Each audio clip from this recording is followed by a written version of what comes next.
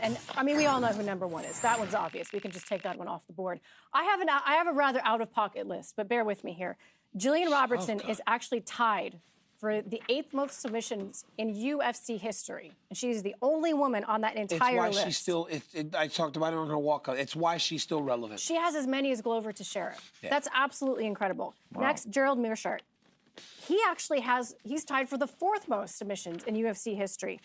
Same as Nate, he's got as many as Nate Diaz and Frank Mir. I have Bryan Ortega at number 3. Interestingly, doesn't have like a litany of submissions in the UFC, but I think it almost speaks to how dangerous he is on the ground that, you know, people are so afraid to go there with him. Number 2, I have Šavkat Rachmonov.